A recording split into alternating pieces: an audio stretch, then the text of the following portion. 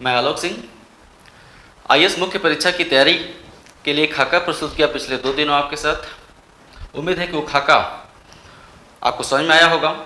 चारों प्रश्न पत्र हैं जीएस के। 4 प्रश्न पत्रों में किन प्रश्न पत्रों को पहले तैयार कर लेना है, किन्हें बाद में तैयार कर लेना है, इन सब बातों पर चर्चा हुई। एक बार में देखने पर चारों प्रश्न पत्रों का सिलेबस काफ़ी बड़ा लग सकता है, बोझिल भी लग सकता है, लेकिन कोई बड़ा काम ऐसे ही नहीं होता। आप बड़े आदमी सरल काम करके नहीं बन सकते। आपको बड़ा आदमी बनना है तो आपको कठिन काम करना पड़ेगा। लेकिन मेरे साथ अगर आप स्लो चलेंगे, धीरे धीरे बढ़ेंगे आगे, तो मंजिल कितनी भी बड़ी क्यों ना हो, लक्ष्य कितना भी पहाड़ जैसा हो, उसे हम हासिल कर लेंगे।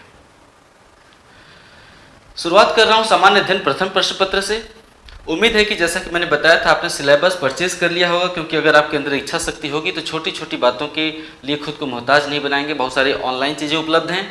फिर भी मैं कल ही अगले वीडियो में, नीचे डिस्क्रिप्शन में, इस वीडियो में तो नहीं हो पाया है, अगले वीडियो में मैं पूरा का पूरा सिलेबस उसका लिंक दे दूंगा, आप सिलेबस डाउनलोड कर लीजिएगा। इसके बाद मैं प्रयास करूंगा कि एनसीईआरटी की सभी किताबों के लिंक दे दूं, आप उसे भी डाउनलोड कर लीजिएगा। कुछ न कुछ इस तरह से मैं आपको देता रहूँगा जिससे आपको मदद मिली अगर आप ग्रामीण क्षेत्रों में हैं जहाँ किताबों या सिलेबस की पहुँच नहीं है। लेकिन कितने भी दूरस्थ क्षेत्रों में आपके पास एक कॉपी और कलम तो होगा ही, तो कुछ कापियाँ खरीद लीजिए, कुछ कलम, रिफिल वगैरह तैयार रहिए। अपने दिन का अधिकतम समय अध्ययन के लिए दीजिए। जो किताबें मैंने कही थी उनमें फर्स्ट पेपर के लिए जो भी किताबें बताई थी, इतिहास, भूगोल अथवा समाज और सामाजिक समस्याएं, 3 ही विषय है ना फर्स्ट पेपर में, इतिहास, भूगोल, समाज और सामाजिक समस्याएं, उनकी किताबें आप जल्दी से जल्दी क्रैक कर लीजिए।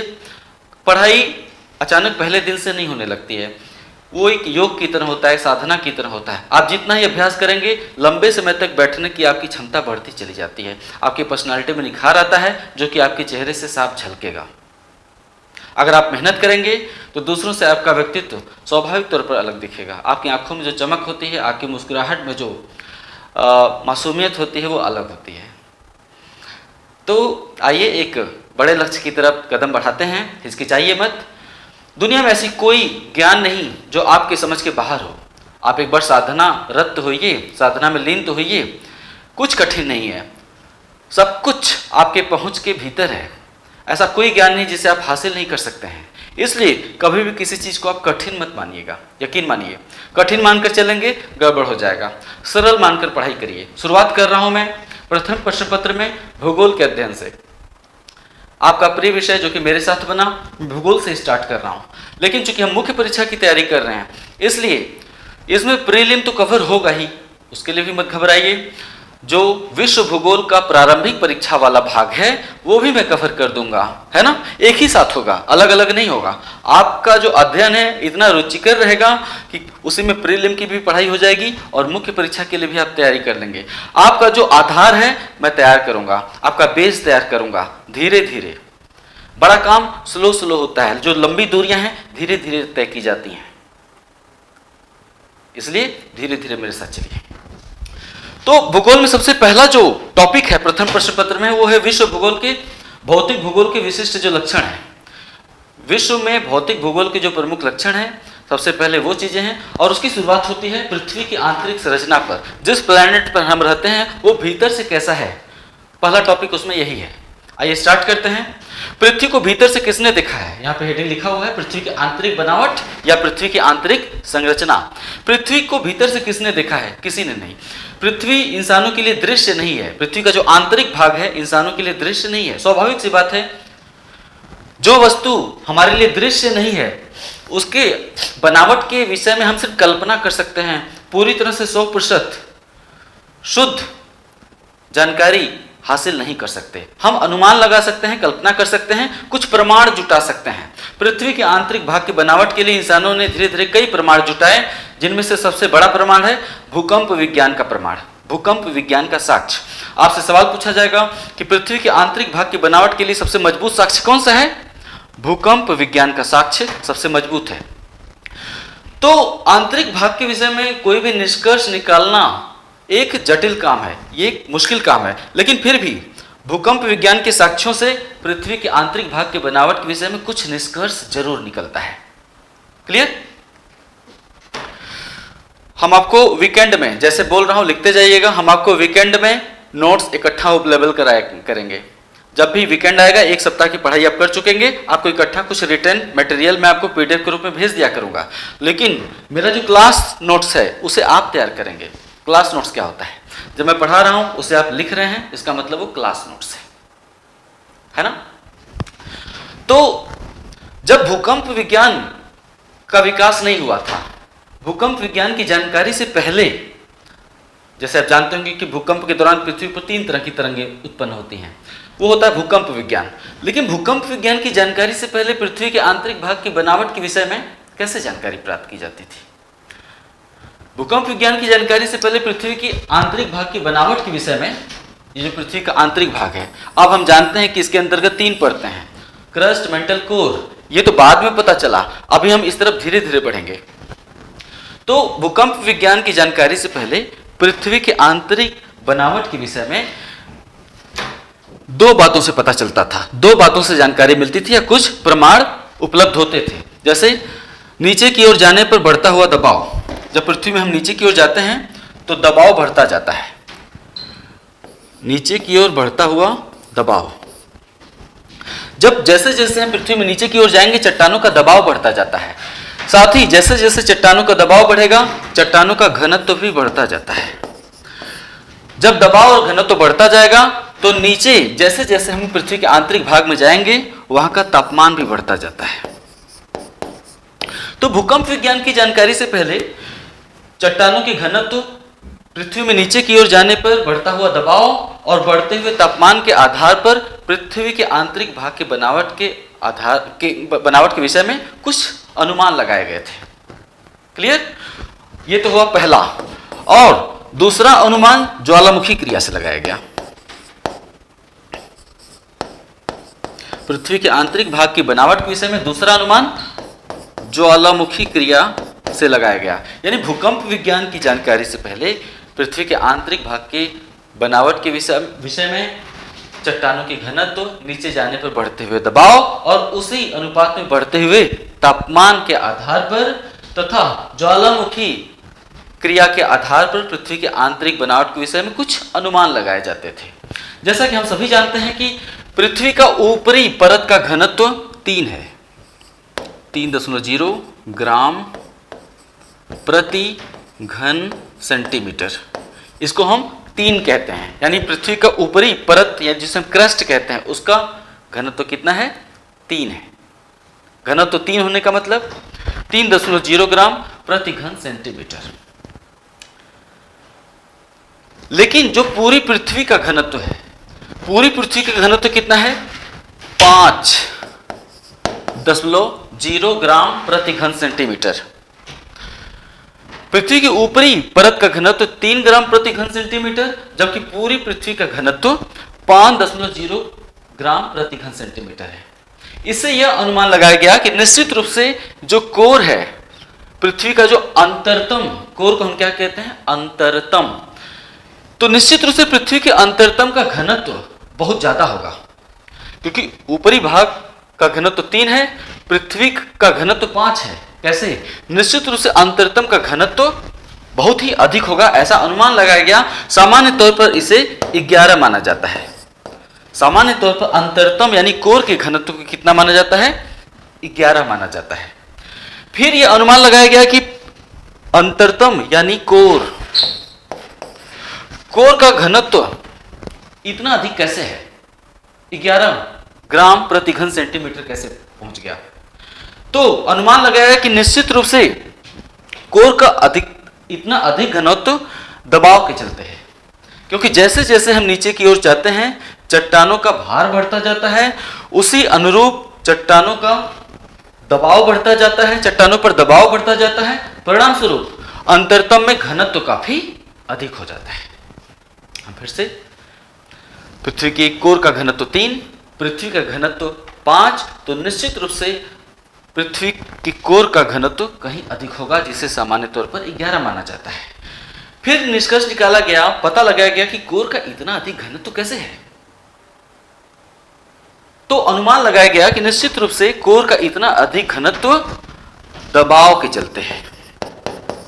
क्योंकि सतह से अंतरतम यानी कोर की तरफ जाने पर चट्टानों का भार बढ़ता जाता है, उसी अनुपात में दबाव बढ़ता जाता है, और जैसे जैसे दबाव बढ़ता जाता है कोर का घनत्व भी बढ़ता चला जाता है।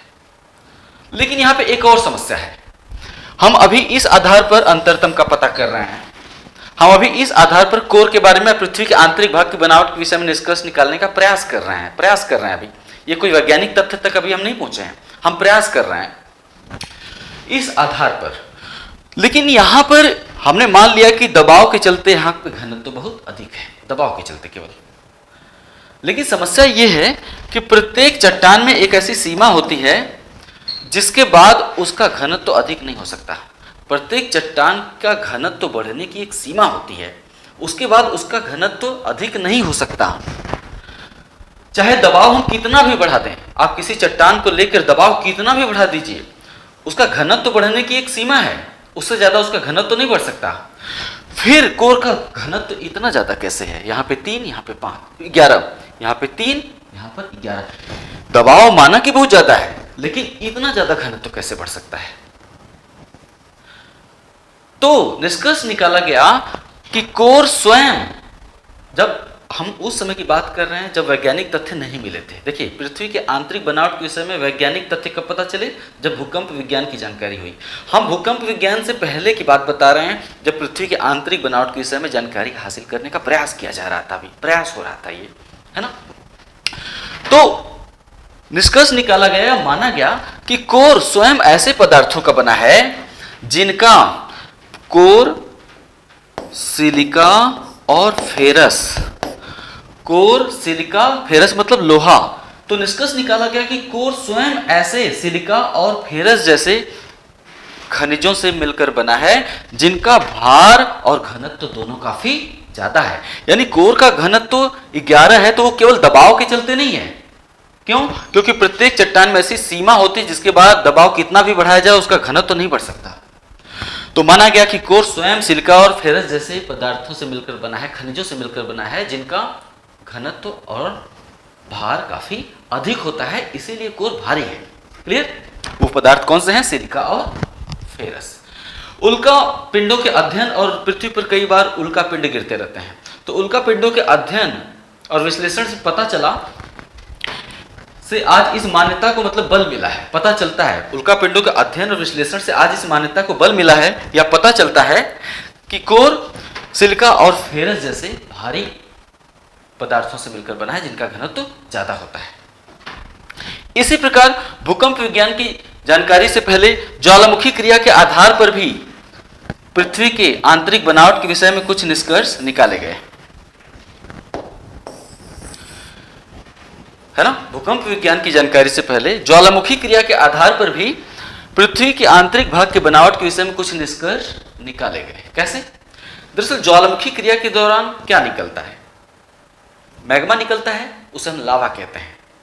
जब ज्वालामुखी क्रिया होती है, धरती कहीं फटती है तो अंदर से लावा निकलता है, गर्म लावा। इतना गर्म होता है कि उसके पास भी जाएं तो जल जाएंगे। तो यह माना गया कि पृथ्वी के भीतर कोई न कोई एक ऐसी परत तो है जो तरल अवस्था में है ना। ज्वालामुखी क्रिया के दौरान चूंकि लावा निकलता है, इसलिए माना गया कि पृथ्वी के भीतर कोई एक ऐसी परत है जो कि तरल अवस्था में है। लेकिन फिर एक समस्या ये हुई कि नीचे जाने पर दबाव इतना बढ़ता जाता है, पृथ्वी के नीचे जाने पर चट्टानों का दबाव इतना बढ़ता जाता है कि वह दबाव पृथ्वी के भीतर किसी भी परत को तरल अवस्था में नहीं रहने देगा। इससे निकला कि पृथ्वी का आंतरिक भाग ठोस होना चाहिए, ना कि तरल। पृथ्वी का आंतरिक भाग ठोस होना चाहिए, ना कि तरल। क्यों? क्योंकि नीचे जाने पर दबाव बढ़ता जाता है। इसलिए यह मान्यता भी फ्लॉप हो गई। कौन सी? कि पृथ्वी के भीतर कोई ऐसी परत है जो हमेशा तरल अवस्था में रहती है, इसलिए लावा निकलता है। लेकिन नीचे जाने पर दबाव बढ़ता जाता है जो कि चट्टानों को तरल अवस्था में नहीं रहने देगा। अतः निष्कर्ष निकला कि पृथ्वी के भीतर पूरा आंतरिक बनावट ठोस है, ना कि तरल। अंत में चाहे ज्वालामुखी क्रिया के साक्ष्य हों, चाहे घनत्व, दबाव और तापमान के साक्ष्य हों, इनके आधार पर पृथ्वी के आंतरिक भाग की बनावट के विषय में कोई निश्चित तथ्य, वैज्ञानिक तथ्य निकलकर सामने नहीं आते हैं। एक बात पता चलती थी तो दूसरी बात उसे काट देती थी। इसके बाद भूकंप विज्ञान की जानकारी हुई इंसानों को, तो भूकंप विज्ञान की जानकारी के बाद ही, यानी भूकंप विज्ञान के साक्ष्यों से, भूकंप विज्ञान ही एकमात्र ऐसा साक्ष्य हम कह सकते हैं, है ना। अंततः भूकंप विज्ञान ही एकमात्र ऐसा साक्ष्य है जिससे पृथ्वी के आंतरिक भाग की बनावट के विषय में कुछ वैज्ञानिक तथ्य उभर कर सामने आते हैं। कैसे देखते हैं।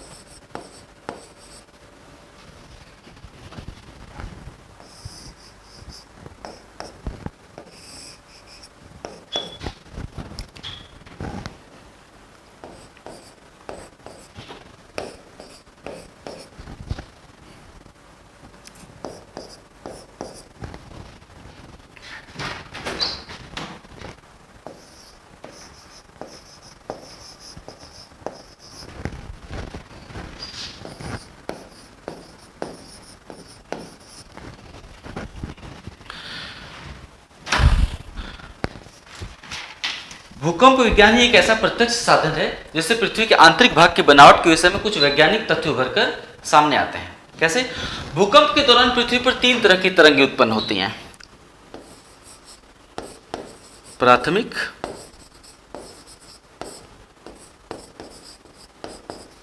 द्वितीयक, धरातलीय। प्राथमिक को P कहते हैं, द्वितीयक को S कहते हैं और धरातली को L कहते हैं, मतलब लॉन्गिट्यूडनल। यह पहला, दूसरा और यह तीसरा। भूकंप के दौरान पृथ्वी पर 3 तरह की तरंगें उत्पन्न होती हैं। इन तीनों तरंगों में से P वेव और S वेव, इन तीनों तरंगों में से P वेव और S वेव से पृथ्वी के आंतरिक भाग की बनावट के विषय में कुछ निश्चित तथ्य निकलकर सामने आते हैं। दरअसल जो भूकंपी तरंगें होती हैं, अगर पृथ्वी के भीतर घनत्व तो अलग अलग है तो इनकी गति भी अलग अलग हो जाती है। अगर पृथ्वी के भीतर सर्वत्र एक जैसा घनत्व है तो ये सीधा चलती हैं। मतलब कि अगर घनत्व समान है हर जगह तो तरंगें सीधा जाएंगी। पहला नियम जान जाइए। कोई भी तरंग हो, अगर पृथ्वी के भीतर घनत्व, पृथ्वी के भीतर जाने वाली तरंगें 2 ही होती हैं, P और S। ये धरातली तरंगें हैं जो कि पृथ्वी के भीतर नहीं जाती, है ना। पृथ्वी के भीतर जाने वाली तरंगें 2 हैं, P और S। तो इन दोनों में से प्रत्येक अगर सीधी जा रही है, इसका मतलब है कि पृथ्वी के भीतर घनत्व सर्वत्र एक समान है। लेकिन अगर ये सीधी ना जाकर मुड़ जा रही हैं, है ना, ऐसे ऐसे चली जा रही हैं, सीधी ना जाकर, तो इसका मतलब कि पृथ्वी के भीतर अलग अलग घनत्व वाली परतें हैं जिससे ये परावर्तित होकर सतह की तरफ मुड़ जाती हैं, सतह की तरफ चली जाती हैं। सीधी नहीं जा पाती हैं बल्कि सतह की तरफ मुड़ जाती हैं।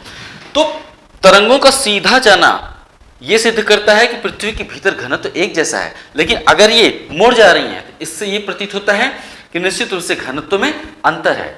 तो इन तरंगों की गति और भ्रमण पथ के आधार पर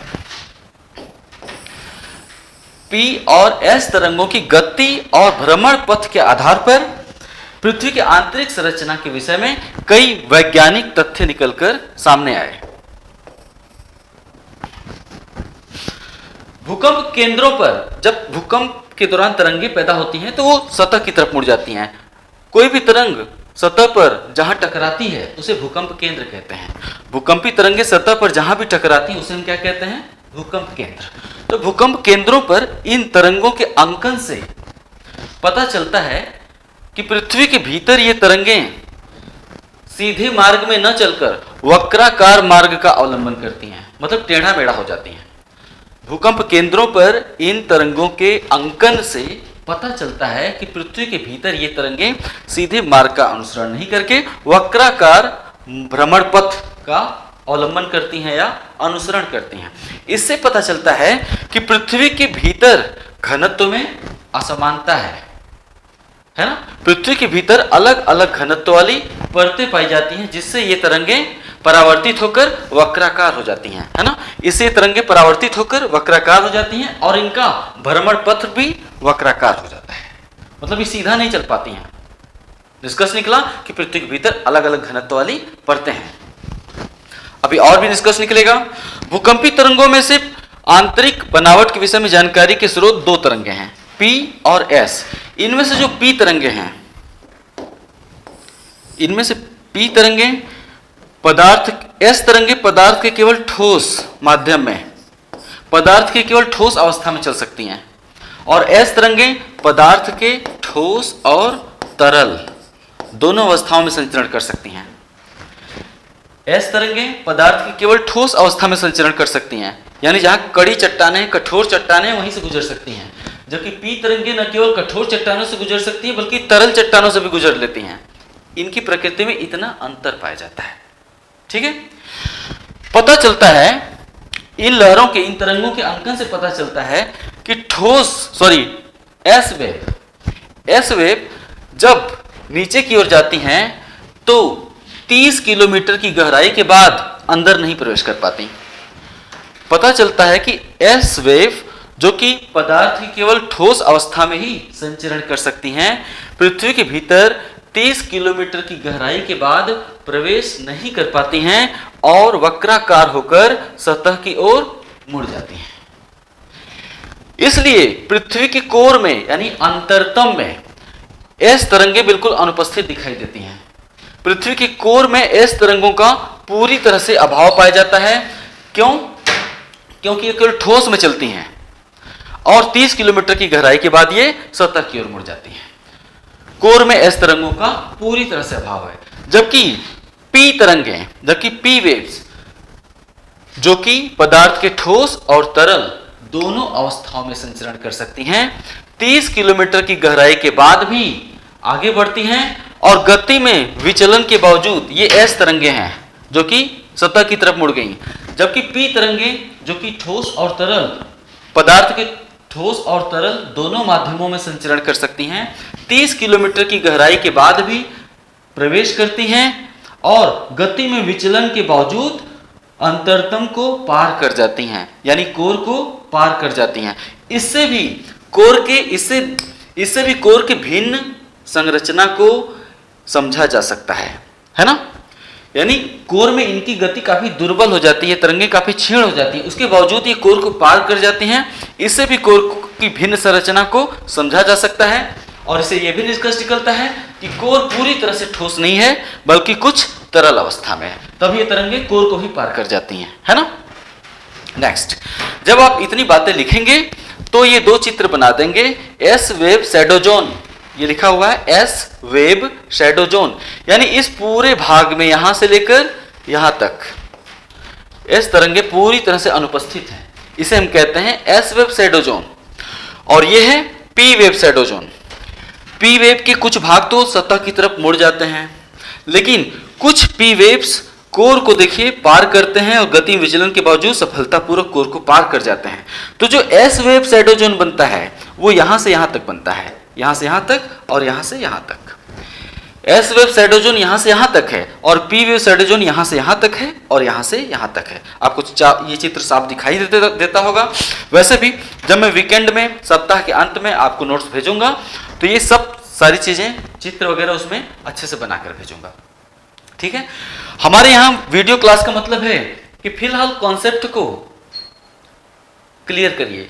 आंतरिक भाग की बनावट के विषय में जो भी अवधारणा है, कॉन्सेप्ट है, वो आपके दिमाग में क्लियर होना चाहिए, समझ में आना चाहिए। नोट्स आपको अवेलेबल होते रहेंगे। इसके बाद एक बात और पता चलती है, इतना तो पता चला ही,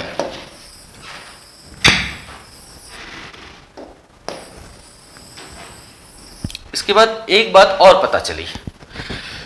दरअसल भूकंपी तरंगों की गति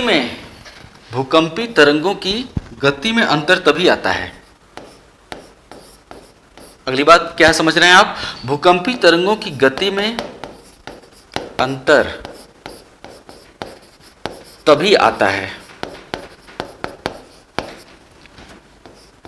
जब माध्यम के घनत्व में अंतर आता है।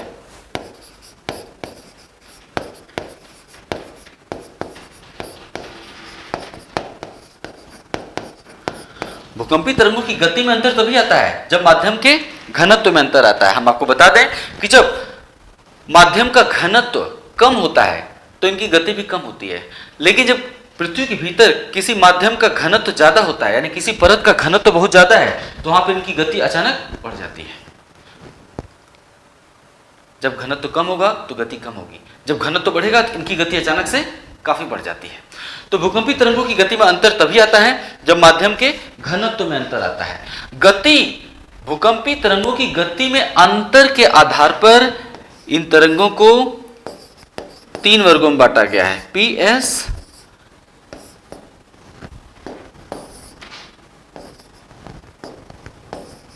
P and S. यहां पे स्टार लगा देते हैं, यहां पे जी लिख देते हैं,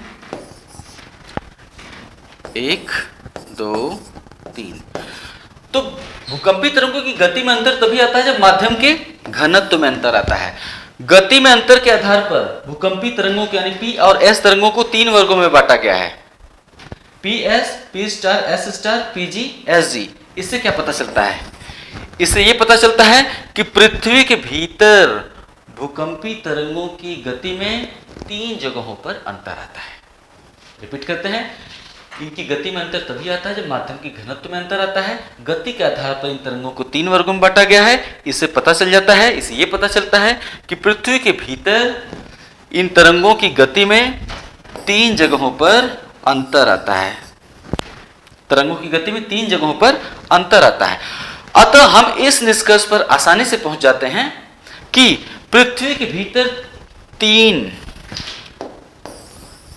अतः हम इस निष्कर्ष पर पहुंच सकते हैं कि पृथ्वी के भीतर 3 अलग अलग घनत्व वाली परतें पाई जाती हैं।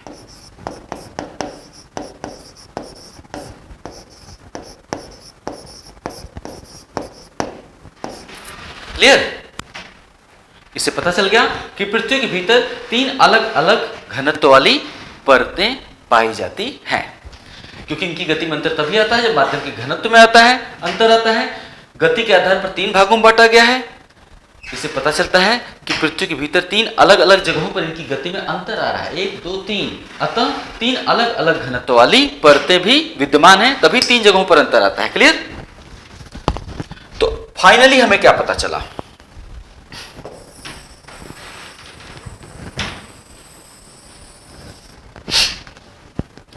फाइनली हमें क्या पता चला?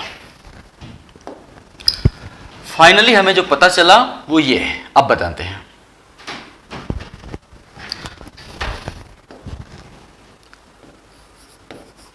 अतः भूकंप विज्ञान के साक्ष्यों के आधार पर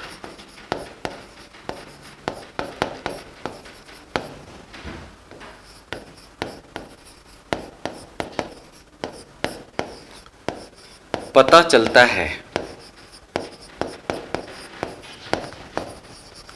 कि पृथ्वी के भीतर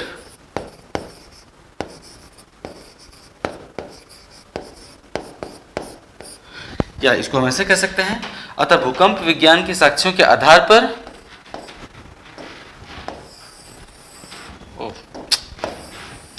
भूकंप विज्ञान के साक्ष्यों के आधार पर पृथ्वी की आंतरिक बनावट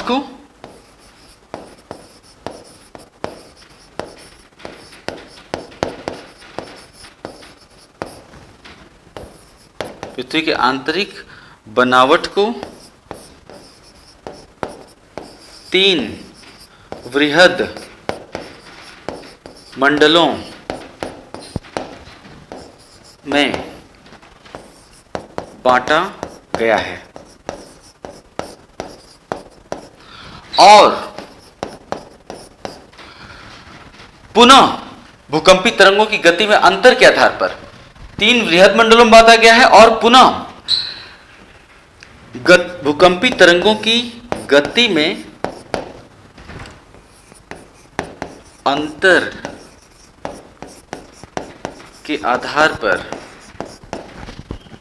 इन तीनों वृहद मंडलों को 3 उप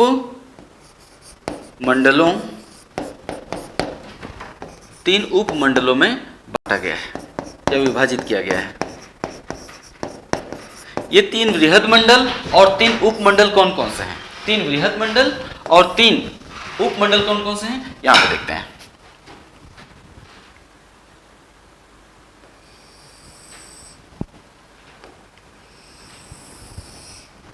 ये चित्र बनाना अब जरूरी है।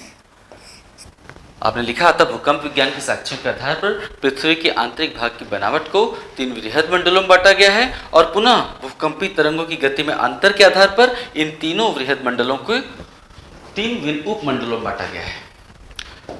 यहाँ मान लेते हैं 0 और 0 से यहाँ है 6371 किलोमीटर। पृथ्वी का केंद्र है ये पृथ्वी का केंद्र है ना। 0 से केंद्र 6371 किलोमीटर तक है। तो जो पहली परत है उसे हम कहते हैं क्रस्ट। कहाँ तक है? 30 किलोमीटर तक है, ठीक है। इसके बाद 30 किलोमीटर से लेकर 2900 30 किलोमीटर से लेकर 2900 किलोमीटर तक ये क्या है? मेंटल है। ये पूरा क्या है? मेंटल है। मेंटल को भी 2 भागों में बांटा गया है, ऊपरी मेंटल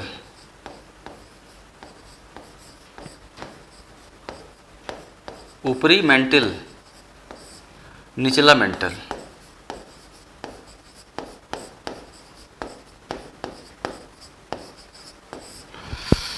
ऊपरी मेंटल 30 किलोमीटर से 700 किलोमीटर तक है।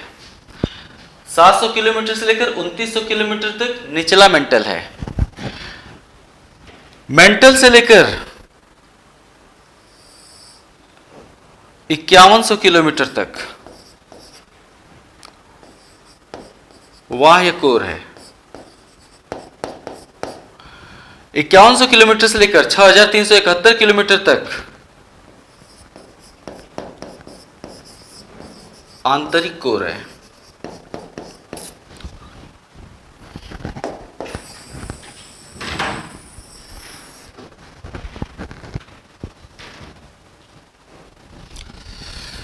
क्रस्ट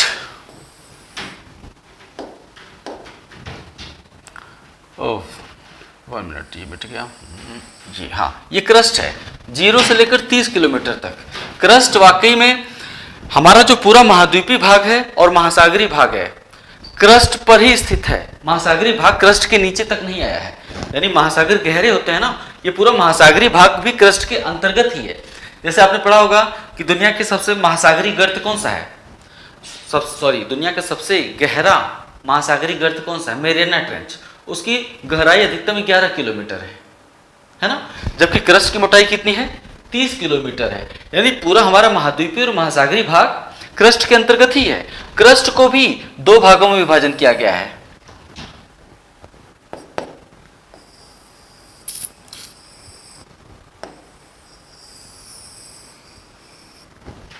है ना,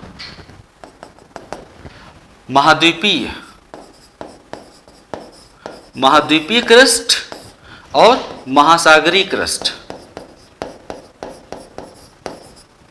महाद्वीपीय क्रस्ट और महासागरीय क्रस्ट। महाद्वीपीय क्रस्ट की मोटाई कुछ अधिक है और महासागरीय क्रस्ट की मोटाई कुछ कम है ना। आप देख रहे हैं महासागरीय क्रस्ट ज्यादा मोटा है, महाद्वीपीय क्रस्ट ज्यादा मोटा है और महासागरीय क्रस्ट अपेक्षाकृत कम मोटा है। यह महासागरीय क्रस्ट। इसलिए जैसे मेंटल को ऊपरी मेंटल, निचला मेंटल, बाह्य कोर, आंतरिक कोर, उसी तरह क्रस्ट को भी, है ना, ऊपरी क्रस्ट और निचला क्रस्ट, है ना। क्रस्ट को भी ऊपरी क्रस्ट और निचला क्रस्ट में विभाजित किया गया है। ये निचला क्रस्ट, ये निचला और ये है ऊपरी, है ना। ऊपरी क्रस्ट और यानी एक लाइन है, लाइन के नीचे निचला क्रस्ट और लाइन के ऊपर ऊपरी क्रस्ट। क्रस्ट को भी दो भागों में बांटा गया है। तो 0 से 30 किलोमीटर तक ऊपरी क्रस्ट, निचला क्रस्ट। ऊपरी क्रस्ट को महाद्वीपीय क्रस्ट कहते हैं, निचले क्रस्ट को हम महासागरीय क्रस्ट कहते हैं। मेंटल 30 किलोमीटर से लेकर 2900 किलोमीटर तक मेंटल है। इससे दो भागों में बांटते हैं, 30 से 700 ऊपरी मेंटल, 700 से 2900 निचला मेंटल। कोर को भी दो भागों में बांटा गया है, 2900 से 5100 ऊपरी कोर और 5100 से पृथ्वी के केंद्र अर्थात 6371 किलोमीटर तक आंतरिक कोर। अब आइए इन तीनों वृहद मंडलों को, तीन वृहद मंडल कौन कौन से हैं? Crust, mental, core. Crust, mental, core, ये तीन वृहद मंडल हैं। और उपमंडल कौन कौन से हैं? ऊपरी, निचला, ऊपरी, निचला, बाह्य और आंतरिक, ये उपमंडल है।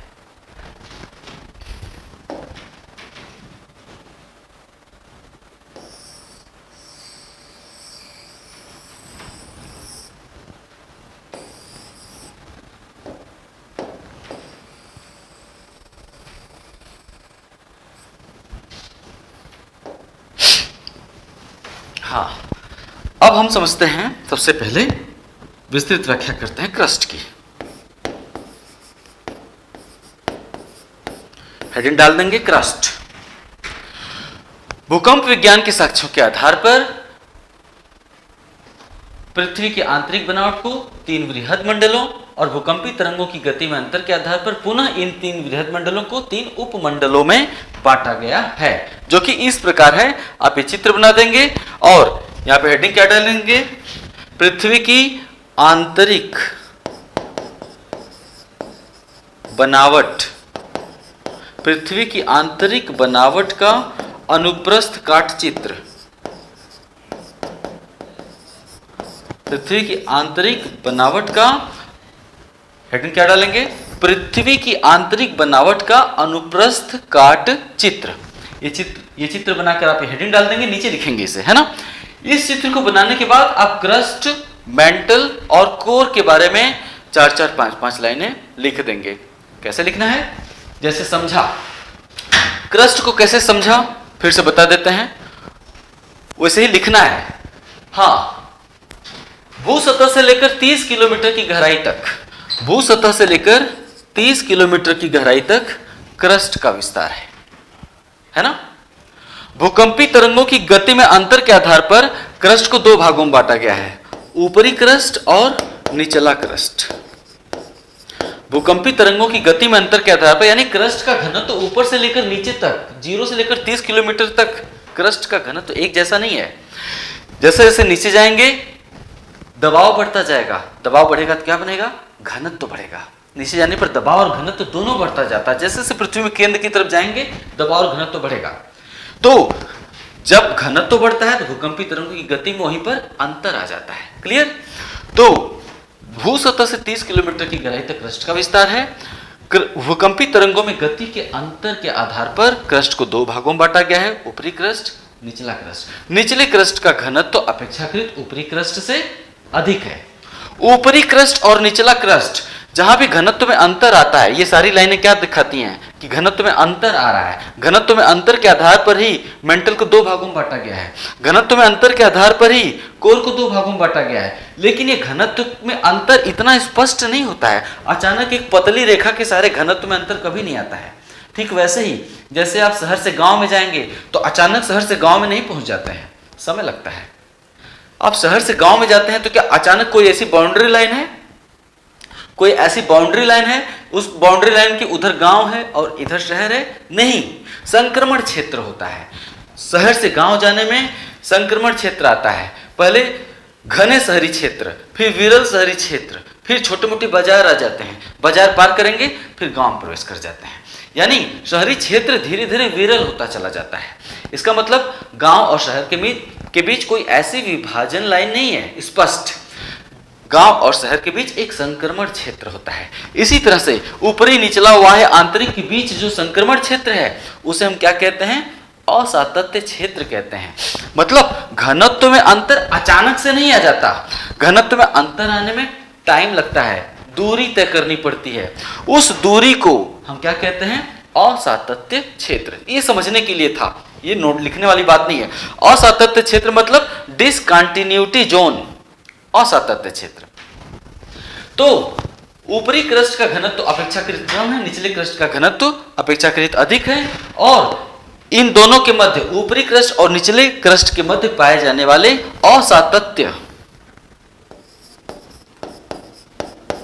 असातत्य क्षेत्र को हम क्या कहते हैं? कोनराड असातत्य क्षेत्र।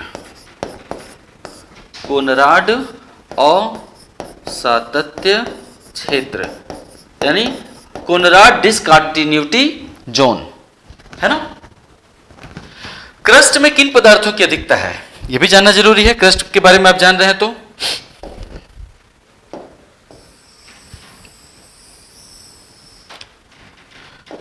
क्रस्ट में ऑक्सीजन, सिलिका, एल्युमिनियम,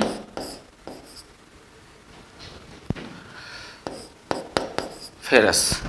क्रस्ट में क्रमशः ऑक्सीजन, सिलिका, एल्युमिनियम और फेरस जैसे खनिजों की पदार्थों की, क्योंकि ऑक्सीजन कोई खनिज नहीं है ना, बाकी तीनों खनिज हैं, सिलिका, एल्युमिनियम, फेरस यानी लोहा। फेरस मतलब लोहा। क्रस्ट में क्रमशः ऑक्सीजन, सिलिका, एल्युमिनियम और लोहा या फेरस जैसे पदार्थों की अधिकता है।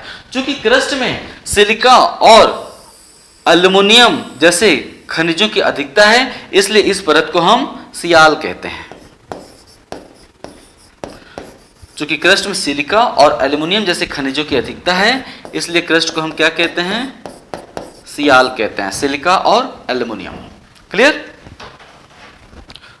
ऊपरी निचले क्रस्ट का घनत्व ऊपरी क्रस्ट से कुछ अधिक होता है। क्रस्ट का सामान्य तौर पर घनत्व कितना है हम पहले ही बता चुके हैं। क्रस्ट का घनत्व कितना है इसे लास्ट में बता देंगे। क्रस्ट का घनत्व 3.0 ग्राम प्रति घन सेंटीमीटर है ना। जबकि निचले क्रस्ट का घनत्व ऊपरी क्रस्ट से कुछ अधिक है ना। क्रस्ट का घनत्व सर्वत्र एक जैसा नहीं है। महाद्वीपों पर क्रस्ट की मोटाई अधिक है, जो कि औसतन 40 किलोमीटर है। महाद्वीपों पर क्रस्ट की मोटाई, जैसा कि मैंने अभी महाद्वीपीय और महासागरीय क्रस्ट बताया था, तो महाद्वीपों पर क्रस्ट की मोटाई अधिक है जो कि लगभग 40 किलोमीटर है, जबकि महासागरों पर क्रस्ट की मोटाई औसतन 6 किलोमीटर ही मानी जाती है। यानी महासागरों पर क्रस्ट कम मोटा है, महाद्वीपों पर ज्यादा मोटा है। उसी तरह क्रस्ट का औसत घनत्व 3 ग्राम प्रति घन सेंटीमीटर है, जबकि निचले क्रस्ट का घनत्व ऊपरी क्रस्ट से कुछ ज्यादा है। क्लियर? ये हो गया क्रस्ट। क्रस्ट के बाद बारी आती है मेंटल की। मेंटल को हम प्रावार भी कहते हैं,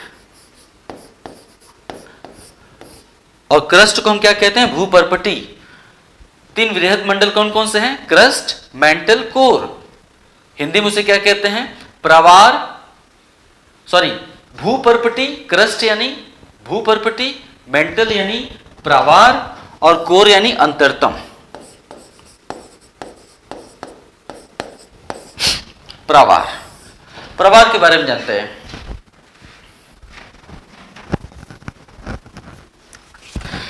क्रस्ट के निचले आधार पर भूकंपी तरंगों की गति में अचानक से अंतर आ जाता है। ठीक है, क्रस्ट मतलब ऐसे अंतर आता है। जब आप क्रस्ट से नीचे जाते हैं, ये गति बढ़ रही है, लेकिन अचानक जैसे क्रस्ट खत्म हुआ तो भूकंपी तरंगों की गति अचानक कम हो जाती है, फिर बढ़ने लगती है, फिर अचानक कम हो जाती है, फिर बढ़ने लगती है। यानी क्रस्ट, ये क्रस्ट का निचला आधार है, यहाँ पे क्रस्ट खत्म हो रहा है, यानी मोटा मोटा जो 30 किलोमीटर की गहराई हम आप मान रहे हैं, 30 किलोमीटर की गहराई, क्रस्ट के निचले आधार पर भूकंपी तरंगों की गति में अचानक तेजी से अंतर आ जाता है ना। अर्थात 30 किलोमीटर इस भूकंपी तरंगों, फिर से हम बोल रहे हैं, क्रस्ट के निचले आधार पर भूकंपी तरंगों की गति में अचानक से अंतर आ जाता है। इससे यह पता चलता है कि 30 किलोमीटर की गहराई के बाद पृथ्वी में एक ऐसी परत है जिसका घनत्व क्रस्ट से ज्यादा है ना। क्रस्ट के नीचे एक अपेक्षाकृत अधिक घनत्व वाली परत पाई जाती है जिसे हम मेंटल कहते हैं। मेंटल का विस्तार 30 किलोमीटर की गहराई से लेकर 2900 किलोमीटर तक है। मेंटल का विस्तार 30 किलोमीटर की गहराई से लेकर 2900 किलोमीटर तक है। क्रस्ट और मेंटल के मध्य, क्रस्ट और मेंटल के मध्य, ओह गड़बड़ हो गया, बना लेते हैं फिर से, कोई दिक्कत नहीं। हाँ, ये 30 यहां पे लिखा था। तो क्रस्ट है, जिस तरह क्रस्ट, ऊपरी क्रस्ट, निचला क्रस्ट, ऊपरी क्रस्ट निचला क्रस्ट के मध्य जो असातत्य क्षेत्र क्या कहते हैं, कोनराड असातत्य क्षेत्र। उसी तरह क्रस्ट और मेंटल के मध्य भी एक असातत्य क्षेत्र यानी डिसकंटिन्यूटी जोन पाया जाता है, उसे हम क्या कहते हैं, मोहो असातत्य क्षेत्र। ये है मोहो।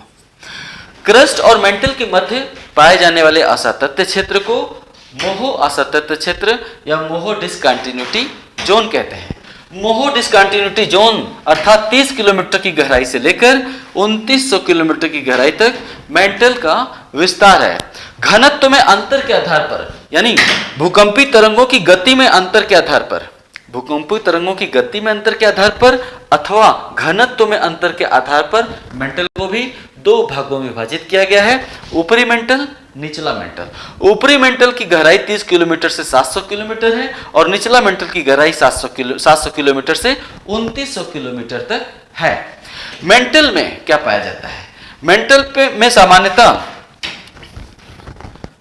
सिलिका, मेंटल में सामान्यतः सिलिका और मैग्नीशियम, मेंटल में सामान्यतः सिलिका और मैग्नीशियम जैसे खनिजों की अधिकता है। इस कारण प्रवार यानी मेंटल को हम सीमा भी कहते हैं। मेंटल में सिलिका और मैग्नीशियम जैसे खनिजों की प्रधानता होने के कारण इस परत को हम सीमा भी कहते हैं। मेंटल में पृथ्वी का सर्वाधिक भार और द्रव्यमान पाया जाता है। मेंटल में पूरी पृथ्वी के 3 वृहद मंडल हैं, क्रस्ट, मेंटल, कोर। तो पृथ्वी के तीनों वृहद मंडलों में से पृथ्वी का सर्वाधिक भार और द्रव्यमान मेंटल के अंतर्गत पाया जाता है। मेंटल में पृथ्वी का 83% आयतन, मेंटल में पृथ्वी का 83% आयतन और 68% द्रव्यमान पाया जाता है। यानी पृथ्वी का सर्वाधिक आयतन और द्रव्यमान मेंटल पाया जाता है, 83% आयतन और 68% द्रव्यमान पाया जाता है ना। नेक्स्ट, अब हम देखेंगे कोर के बारे में।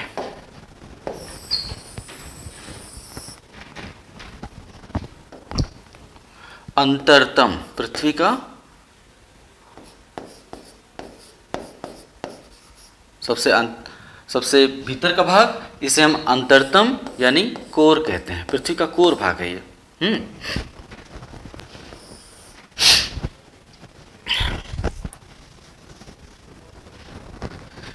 2900 किलोमीटर की गहराई से लेकर पृथ्वी के केंद्र तक, 2900 से लेकर पृथ्वी के केंद्र तक अर्थात 6371 किलोमीटर तक कोर का विस्तार है। मेंटल और कोर के मध्य पाए जाने वाले असातत्य क्षेत्र को, मेंटल और कोर के मध्य पाए जाने वाले असातत्य क्षेत्र को गुटेनबर्ग,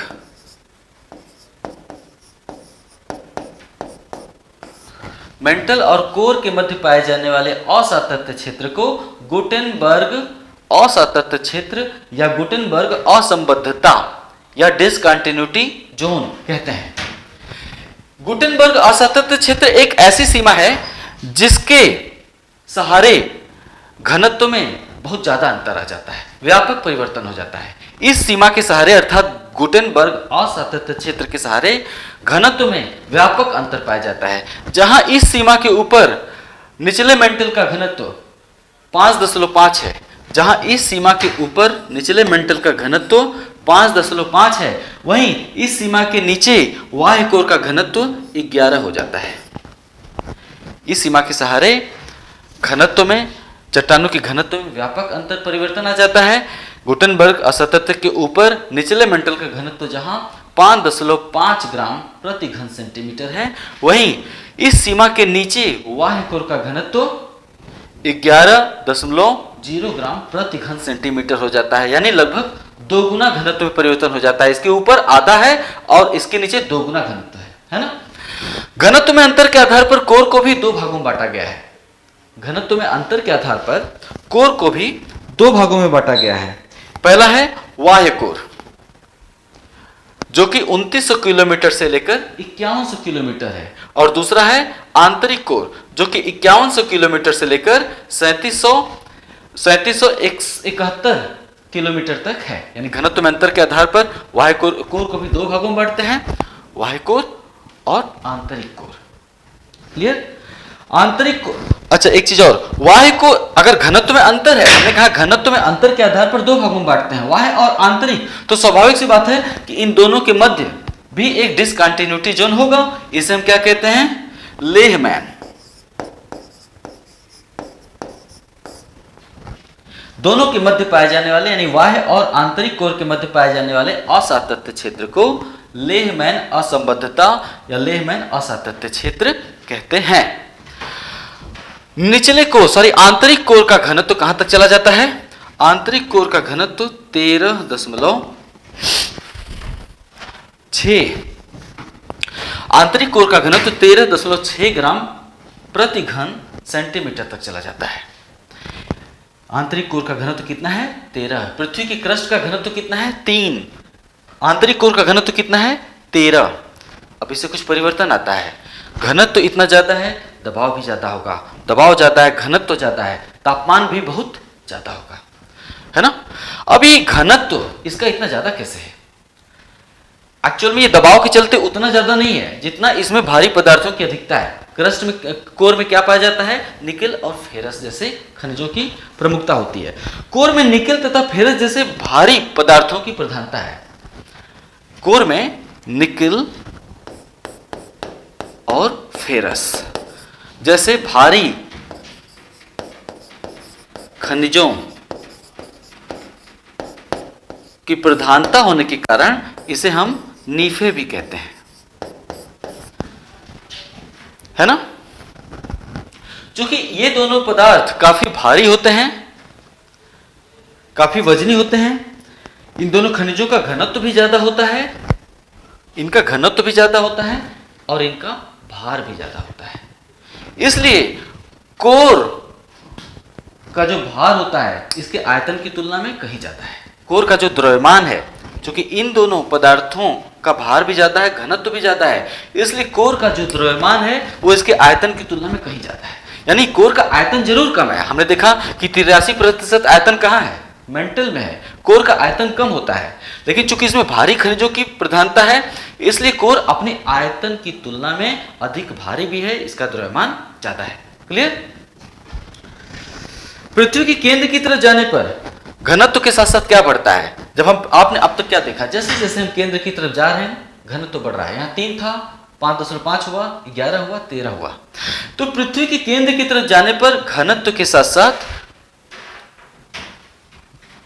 दबाव भी बढ़ता जाता है। केवल घनत्व नहीं बढ़ता है, बल्कि ऊपर से जो दबाव है वो भी बढ़ता जाता है। इतने अधिक दबाव के कारण यहाँ एक चीज और बढ़ेगी। जब दबाव बढ़ता जाता है तो एक चीज और बढ़ेगी। क्या बढ़ेगा? तापमान बढ़ेगा। इतने अधिक दबाव के चलते यहाँ पर तापमान बहुत ज्यादा पाया जाता है। पृथ्वी के केंद्र का तापमान कितना है? पृथ्वी के केंद्र का तापमान 5500 डिग्री सेल्सियस है। पृथ्वी के केंद्र का तापमान 5500 डिग्री सेल्सियस है। इतने अधिक तापमान के कारण यहाँ सब कुछ तरल अवस्था में है, कोर में। इतने अधिक तापमान के चलते कोर में सब कुछ तरल अवस्था में है या होना चाहिए, क्योंकि तापमान बहुत ज्यादा है। इतने अधिक तापमान के चलते यहाँ सब कुछ तरल अवस्था में होना चाहिए, लेकिन कोर तरल की भांति व्यवहार नहीं करता, कोर एक ठोस की भांति व्यवहार करता है। क्यों?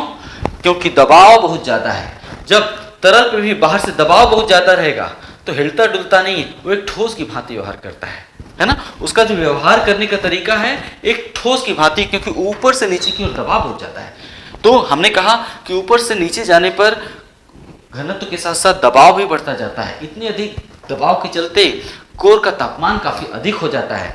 कोर का अधिकतम तापमान यानी पृथ्वी के केंद्र का अधिकतम तापमान 5500 डिग्री सेल्सियस तक चला जाता है। इतने अधिक तापमान के चलते यहाँ सब कुछ तरल अवस्था में होना चाहिए, लेकिन फिर भी कोर ठोस की भांति व्यवहार करता है, क्योंकि ऊपर से दबाव काफी ज्यादा है। ये होगी पृथ्वी की आंतरिक बनावट। पृथ्वी के आंतरिक भाग की बनावट आपने देखी भूकंप विज्ञान के साक्ष्य के आधार पर।